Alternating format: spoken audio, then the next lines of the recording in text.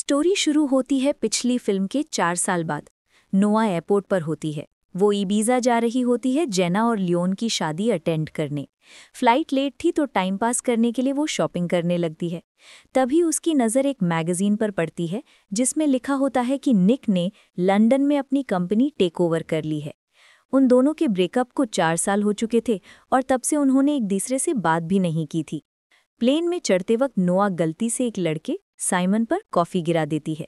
वो लड़का काफ़ी चार्मिंग और हॉट होता है। थोड़ी ऑकवर्ड शुरुआत के बाद दोनों थोड़ा बात करते हैं और इबीजा पहुंचने तक एक दूसरे के साथ कंफर्टेबल हो जाते हैं। लैंडिंग के बाद साइमन उससे लिफ्ट ऑफर करता है और नंबर मांगता है, लेकिन नोआ बताती है कि उसे लेने कार ऑलरेडी आ रही है। साइमन मुस्कुराता है और कहता है फिर मिलते हैं। वहीं पर नोआ एक कार देखती है जो निक की कार जैसी लगती है। थोड़ा सा शॉक होता है, फिर उसके थॉट्स ब्रेक करते हुए जेना उसके पास आ जाती है। दोनों पूरी खुशी से मिलते हैं, शादी के एक्साइटमेंट में डूब जाते हैं। जेना बताती है कि उसने नोआ और निक दोनों को मेड ऑफ ऑनर बनाया है। नोआ को ये सुनकर बिल्कुल पसंद नहीं आता। वो कहती है मैं उसके करीब दोबारा नहीं जाना चाहती, पर जेना हंसकर कहती है अरे अब कुछ नहीं होगा, सब पुरानी बातें भूल जाओ। शाम को पार्टी में नोआ नीचे आती है और उसकी नज़र निक पर पड़ती है। वो तुरंत छुपने लगती है, उससे बात नहीं करना चाहती। पार्टी में जेना नोआ को अपने अंकल मैक्सवेल से मिलवाती है। वहीं पर निक भी होता है। मैक्सवेल निक से एक टेक कंपनी के इन्वेस्टमेंट के बारे में बात करता है। नोआ पास में होने के बावजूद भी निक उसकी तरफ देखता भी नहीं है। थोड़ी देर बाद नोआ की मुलाकात लियोन के भाई टोनी से होती है, जो एक वक्त में उसका शॉर्ट फ्लिंग था। वो दोनों कैजुअल बातें करते हैं और अलविदा कह देते हैं। नोआ का पूरा फैमिली भी वहाँ होता है। उसकी मदर राफा उससे नाराज़ होती है क्योंकि नोआ रेस्टोरेंट के काम में इतनी बिजी हो गई थी कि फैमिली से मिलती ही नहीं थी। उस रात निक नोआ के पास से बिना कुछ कहे निकल जाता है और नोआ अंदर से थोड़ा हर्ट होती है। नेक्स्ट डे रिहर्सल के लिए सब निकलते हैं। नोआ को मजबूरी में निक की कार में बैठना पड़ता है। ड्राइव के दौरान दोनों ऑकवर्ड साइलेंस में होते हैं। निक नोटिस करता है कि नोआ अब उसका दिया हुआ नेकलेस भी नहीं पहनती। वो दोनों साइलेंटली एक दूसरे पर रिएक्ट कर रहे होते हैं, विंडो ओपन क्लोज करते हुए, जैसे एक छोटी सी कोल्ड वॉर चल रही हो। वेन्यू पर प्लानर दोनों को साथ खड़ा कर देता है और मजबूरी में उन्हें क्लोज रहना पड़ता है, पर कहीं ना कहीं दोनों को वो कंफर्ट फील होता है। शाम के डिनर में दोनों एक छोटे बच्चे को देखकर हंस रहे होते हैं। एक छोटी सी मेमोरी जैसी फ्लैश होती है। नोआ ट्राई करती है निक से बात करने की, पर वो अवॉइड कर देता है। बाद में टोनी निक का टैटू नोटिस करता है और कहता है कि ये कूल लग रहा है। नोआ देखती है वो टैटू वही था जो निक ने उसकी याद में बनवाया था, जिस पर लिखा था ओनली हर्स। अगले दिन शादी होती है, सब खुश होते हैं। जेना बुके फेंकती है और वो सीधा नोआ के हाथ में गिरता है। सब मानते हैं कि नेक्स्ट शादी उसकी होगी। रात को सब डांस कर रहे होते हैं। जेना और लियोन निक और नोआ को पैर बनाकर डांस करने के लिए कहते हैं। दोनों हेजिटेट करते हैं, पर फाइनली डांस करते हैं। डांस के दौरान उनकी नज़र मिलती है और एक पुरानी वार्मथ लौट आती है। रात में दोनों फिर से बात करते हैं और आखिर में वो दोनों एक दूसरे के बहुत करीब आ जाते हैं। वो रात दोनों के लिए इमोशनल और पैशनेट होती है। 4 साल बाद वो दोनों फर्स्ट टाइम एक दूसरे के साथ सो रहे थे। सुबह जब निक जाने लगा, नोआ रुक नहीं पाती। वो कहती है तुमने मेरे डैड की कब्र पर लिखा था तुम हमेशा मेरी रोशनी रहोगी। निक थोड़ी देर बाद कहता है वो लिखा हुआ बारिश में कब का मिट गया और मुझे बस इतना याद है कि तुम माइक के साथ सो रही थी। निक को छोड़कर नोआ अपनी नॉर्मल लाइफ में आ गई। एक हफ्ते बाद वो कॉलेज गई अपनी डिग्री लेने और नोटिस किया कि माइक अब वहाँ काम नहीं कर रहा था। नोआ भी अपनी रेस्टोरेंट की नौकरी छोड़ चुकी थी और अपना फ्यूचर प्लान कर रही थी। सही काम ढूंढना ईजी नहीं था। एक दिन रास्ते में गिरने की वजह से उसको हॉस्पिटल जाना पड़ा और वहाँ उसकी अनएक्सपेक्टेड मुलाकात माइक से हो गई। माइक के बॉस ने उसकी पास्ट मिस्टेक डिस्कवर की और इन्वेस्टिगेशन स्टार्ट कर दिया। माइक को तुरंत शक हुआ कि ये सब निक की वजह से हुआ है, क्योंकि निक के फादर विल लेस्टर के पास हॉस्पिटल का बड़ा हिस्सा था। इसी वक्त लंदन में निक काफ़ी स्ट्रेस था। उसने बोर्ड मीटिंग बुलाई और अनाउंस किया कि वो स्पेन का इंश्योरेंस डिपार्टमेंट बंद कर रहा है और पैसा मेटावर्स ऐप में इन्वेस्ट कर रहा है। बोर्ड मेंबर्स टेंशन में थे क्योंकि काफ़ी लोग जॉब्स लूज हो गए थे, लेकिन निक ने समझाया कि ये कंपनी बचाने और टेक्नोलॉजी में आगे रहने के लिए ज़रूरी है। नोआ मेटावर्स कंपनी में इंटरव्यू देने गई। रास्ते में एक बाइकर उससे बात करने की कोशिश की, लेकिन नोआ ने उसे मिडिल फिंगर दिखा दी। बाद में पता चला कि वो साइमन था, वही लड़का जो एयरपोर्ट पर मिला था। फिर हमें ये भी पता चलता है कि जिस कंपनी में नोआ इंटरव्यू देने आई थी उस कंपनी का सीईओ साइमन था। इंटरव्यू के दौरान साइमन ने नोआ को पहचाना, उसकी स्किल से इम्प्रेस हुआ और तुरंत काम पर रख लिया। इसी वक्त जेना और लाइम अपने हनीमून में वाटरफॉल के पास गए, प्राइवेट टाइम एंजॉय करने के लिए, लेकिन प्लान फेल हो गया। जेना फ्रस्ट्रेटेड हो गई और वहां से निकल गई। लंदन में निक सोफी के साथ रह रहा था, जो अभी भी उसका लीगल डिपार्टमेंट हैंडल कर रही थी। सोफी ने नोआ की वेडिंग में आने के बारे में पूछा, पर निक ने टॉपिक अवॉइड किया और वहां से निकल गया। एक हफ्ते बाद नोआ और साइमन क्लोजली काम कर रहे थे। साइमन ने बताया कि वो इबीजा में इन्वेस्टर से मिलने जा रहा है और नोआ को प्रेजेंटेशन प्रिपेयर करनी होगी। इसी वक्त स्पेन में न्यूज़ आई कि इंश्योरेंस शटडाउन की वजह से लोग नाराज हैं और काफी लोगों की नौकरी चली गई। एक आदमी सैम ने विल की कार तोड़ दी। निक काम रहा, लेकिन बोर्ड मेंबर्स ने वार्निंग दी कि मीडिया का ध्यान ढंग से रखा जाए। शाम को निक ने सोफी से एंगेजमेंट के बारे में बात की। उसने कहा, अगर हम एंगेज हो गए दोनों को फायदा होगा, तुम्हारे फादर की इलेक्शन और मेरे बिजनेस। सोफी रुक गई और पूछी, पर निक तुम्हें इससे क्या फायदा होगा? निक कहता है कि उसको अपनी इमेज को चेंज करना है और सबका अटेंशन डाइवर्ट करना है। सोफी को ये आइडिया सही लगा।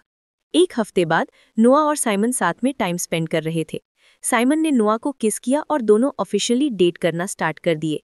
नेक्स्ट डे साइमन सबको प्रिपेयर करने लगा क्योंकि इन्वेस्टर्स ऑफिस आने वाले थे। साइमन काफी टेंस था, लेकिन नोआ ने चैलेंज दिया कि प्रेजेंटेशन वो खुद करेगी और दोनों ने पंजा लगाने वाला कंपटीशन जैसा खेल खेला। नोआ ने साइमन को हराया और ये सीन वहां निक भी वही था, जो नोआ और साइमन की बढ़ती हुई नजदीकियां देख रहा था, जो अब कंपनी का नया इन्वेस्टर और मालिक बन चुका था। निक और नोआ एक दूसरे को देखकर सरप्राइज हो गए। निक ने नोआ से उसकी आगे की पढ़ाई के बारे में पूछा और नोआ बोली कि वो जॉब करते करते पढ़ाई भी मैनेज कर सकती है। साइमन भी सरप्राइज हुआ क्योंकि उसको पता नहीं था कि नोआ और निक सिबलिंग्स है। निक थोड़ा गुस्सा हुआ क्योंकि उसने कंपनी में काफी पैसा इन्वेस्ट किया था, लेकिन सब लोग गेम्स खेल रहे थे और खुशी का माहौल था। साइमन ने सबको बताया कि प्रेजेंटेशन नोआ ने प्रिपेयर किया था और वो बहुत स्मार्ट है। निक और नोआ फिर से एक दूसरे को देखकर थोड़ा कंफ्यूज हो गए। फिर निक वापस सोफी के पास गया और बताया कि कंपनी काफी टफ सिचुएशन में है और उसको उस पर ध्यान देना पड़ेगा। सोफी अपने एंगेजमेंट से खुश थी और दोनों फिर से एक दूसरे के करीब आए। नेक्स्ट डे नोआ अपने फ्रेंड्स के साथ निक का मजाक उड़ा रही थी।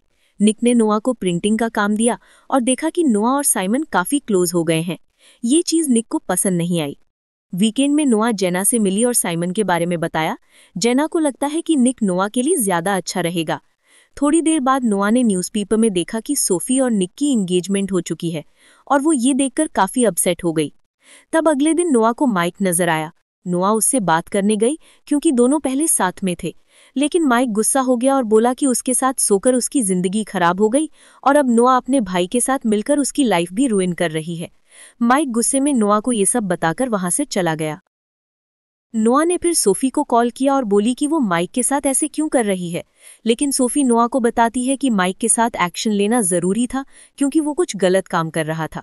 नोआ बोली कि जो भी हुआ वो उसकी गलती के वजह से हुआ और अब उसको अकेला छोड़ दो। सोफी मान गई।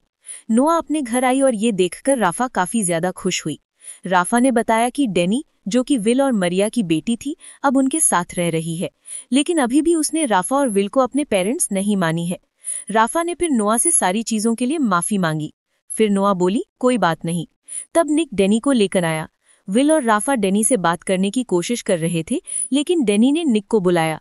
निक ने मना किया और डेनी नाराज होकर चली गई। नोआ ऊपर गई और उसको बार बार उल्टी हो रही थी। नेक्स्ट डे निक ने ऑफिस में अनाउंस किया कि कंपनी में डेटिंग बैन है। अगर कोई डेट करेगा तो दोनों को निकाल दिया जाएगा। साइमन को ये रूल पसंद नहीं आया, लेकिन निक ने उसे अनप्रोफेशनल बोला और इमोशन कंट्रोल करना सिखाया। रात को नोआ और साइमन घर पर थे, ड्रिंक्स ले रहे थे। नोआ थोड़ी टेंस थी क्योंकि वह साइमन को कंपनी से निकलवाना नहीं चाहती थी। साइमन को निक से डर नहीं लगता था। दोनों एक दूसरे के करीब आए। नेक्स्ट डे नोआ और निक ऑफिस आए। निक ने कंपनी में कैमरे लगा दिए ताकि सब पर नजर रखी जा सके। उसने देखा कि नोआ और साइमन टेंशन में थे। नोआ आकर निक को बताई कि वो रिजाइन कर रही है। निक बोला तुम फिर से बच्चों जैसी बातें कर रही हो। नोआ बोली नहीं, अब मैं पहले जैसी नहीं हूँ। निक फिर से नोआ को प्रोवोक करने लगा जैसे पहली फिल्म में हुआ था। नोआ ने कैमरे दिखाए और सब बंद करने के लिए कहा। निक समझ गया कि नोआ और साइमन साथ में सो रहे थे। नोआ बोली तुम भी सोफी के साथ इंगेज हो और साथ में सो रहे हो। निक ने थोड़ा गुस्सा दिखाया और बोला, तुम मुझसे प्यार नहीं करती।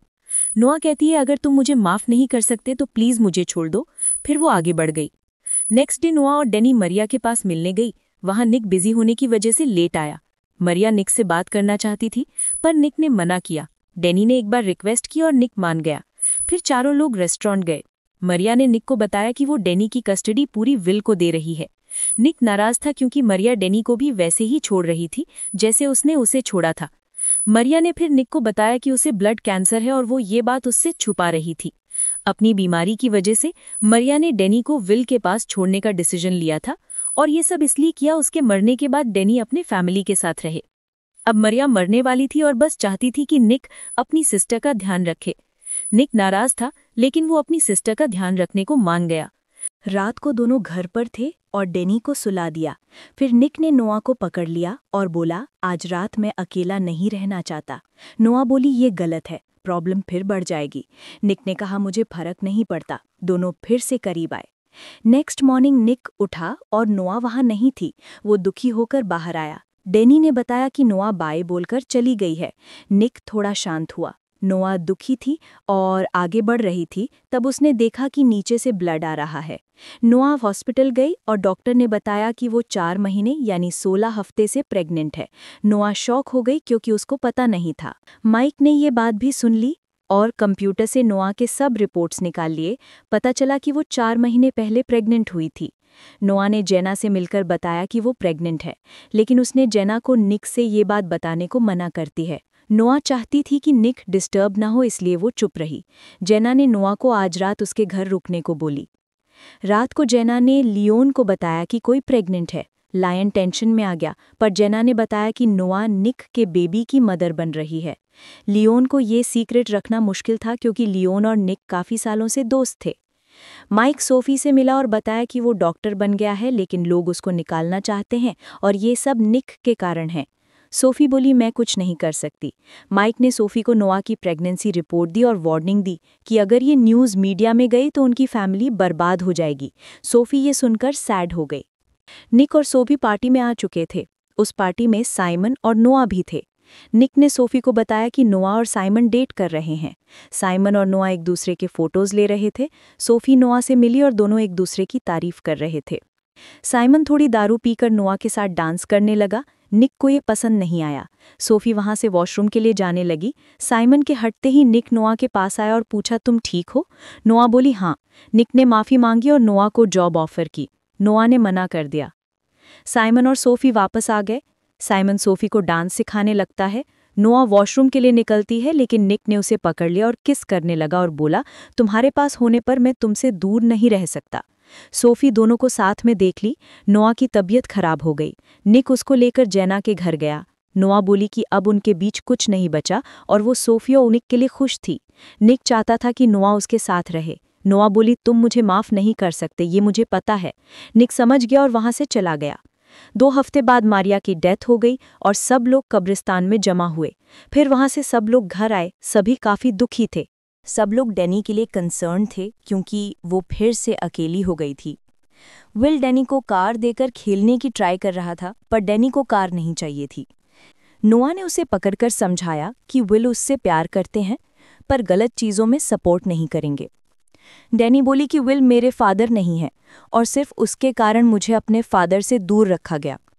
नोआ बोली कि हर रिलेशनशिप में एक की गलती नहीं होती और विल हम दोनों से प्यार करते हैं। फिर नोआ ने डेनी को बच्चों के साथ खेलने के लिए छोड़ दिया। विल और राफा नोआ की बातों से खुश हुए। सोफी आई और नोआ को बताया कि माइक को प्रेगनेंसी का पता चल गया है क्योंकि वो उसी हॉस्पिटल में काम करता है। नोआ बोली कि कल सुबह ही वो सैन फ्रांसिस्को अपनी मौसी के घर जा रही है और हमेशा के लिए वो वहीं रहने वाली है। इवनिंग में सब लोग वहां से निकले। अगले दिन नोआ ने विल और राफा को अच्छे से हग कर थैंक्स कहा। डेनी भी आई और विल को फर्स्ट टाइम डैड कह के पुकारने लगी।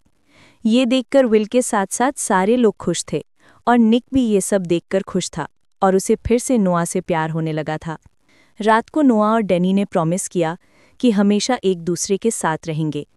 ये रूम अब दोनों का था। नेक्स्ट मॉर्निंग निक और सोफी बात कर रहे थे। निक ने कहा कि वो सोफी से अलग होने का सोच रहा है। सोफी समझ गई कि निक अब भी नोआ से प्यार करता है। सोफी ने कहा कि निक को नोआ को फॉरगिव करना चाहिए और उसे मनाना होगा। नोआ जेना और लियोन के घर से जा रही थी। निक वहां आया और नोआ को मनाने लगा कि वो हमेशा उसके साथ रहना चाहता है। नोआ बोले कि मुझे तुम्हारे साथ नहीं रहना। निक बोला कि मैं एक नई शुरुआत चाहता हूं। कहा दोनों एक दूसरे के साथ होंगे। नोआ बोले कि वो प्रेग्नेंट है। निक ये सुनकर शॉक हो गया।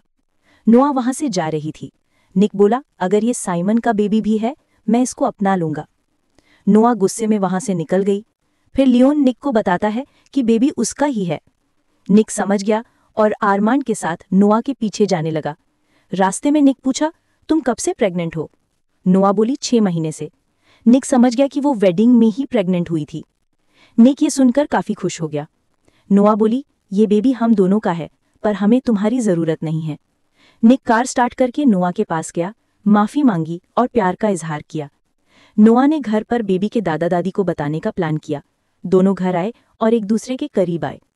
तभी सैम आया और निक को गोली मार दी। सैम वहां से भाग गया। नोआ ने निक को संभाला। निक बोला ये मेरी गलती थी। नोआ बोली तुमने कुछ भी गलत नहीं किया। निक बेहोश हो गया। कुछ महीनों बाद निक होश में आया। उसका पूरा फैमिली वहां था और निक खुश था। नोआ और विल ने निक को बताया कि वो 8 महीने से कोमा में था। निक ने देखा कि नोआ ने बेबी को जन्म दे दिया था। 2 दिन बाद निक और नोआ घर पर थे और बेबी के साथ दोनों खुश थे। निक अपने बेबी को देखकर इमोशनल हो गया। दोनों के अब उनके पेरेंट्स ने भी उन्हें एक्सेप्ट कर लिया था। फिर दोनों ने अपना पहला किस याद किया और निक ने नोआ को गिफ्ट किया हुआ नेकलेस दिया। नोआ खुश हुई और नेकलेस पहन लिया। निक अभी भी इंजर्ड था और रेस्ट की जरूरत थी। नोआ बेबी का खाना लेने गई। फिर वहां ब्रायर आ गई थी और वो निक और नोआ की बेबी को उठाकर भागने लगी। निक ये देखकर शॉक था लेकिन इंजर्ड होने की वजह से प्रॉपर्ली चल नहीं पा रहा था। नोआ ब्रायर का पीछा कर रही थी लेकिन माइक ने उसे पीछे से पकड़ लिया। नोआ ने माइक को किक करके नीचे गिरा दिया और ब्रायर के पास गई। ब्रायर बोली कि तुमने मेरे बेबी और निक को मुझसे छीना, इसलिए मुझे अब ये बेबी चाहिए। माइक वापस आया और नोआ को पकड़ लिया। ब्रायर वहां से भाग गई। निक नीचे आया और माइक को समझाने की कोशिश करने लगा। माइक बोला निक तुमने ही मुझे कॉलेज और हॉस्पिटल से जॉब से निकाला, इसी कारण से अब मुझे कहीं भी काम नहीं मिल रहा। ब्रायर बेबी को नीचे ले जा रही थी पर वहां थार ने रोक दिया। नोआ नीचे आई और थार को अंदर भेजा। नोआ बोली ब्रायर प्लीज बेबी को कुछ मत करना, तुम बीमार हो। ऊपर माइक ने निक को पकड़ लिया और मारने वाला था। फिर माइक बोला तुम्हें थार से डरना चाहिए। थार आया और माइक को काट कर नीचे गिरा दिया। ब्रायर ये देखकर डर गई। इसी बीच नोआ ने अपने बेबी को पकड़ लिया और ब्रायर को पंच मारकर नीचे गिरा दिया। थोड़ी देर बाद नोआ निक और बेबी के पास आई। वहां ऑफिसर्स ब्रायर और माइक को ले गए। 2 महीने बाद नोआ और निक की शादी हो गई। उनके साथ पूरा फैमिली खुश था। दोनों वहां किस करने लगे। नोआ ने फूल फेंका जो इस बार सोफी के पास गया और वो भी खुश हुई। नोआ ने निक को एक कार गिफ्ट की। निक कार देखकर खुश हुआ। नोआ बोली कि निक अभी ठीक नहीं हुआ है, इसलिए कार मैं ही चलाऊंगी। दोनों कार में चले और खुश थे। और इसी के साथ ये ट्रिलॉजी की स्टोरी का हैप्पी एंडिंग कंप्लीट हुई।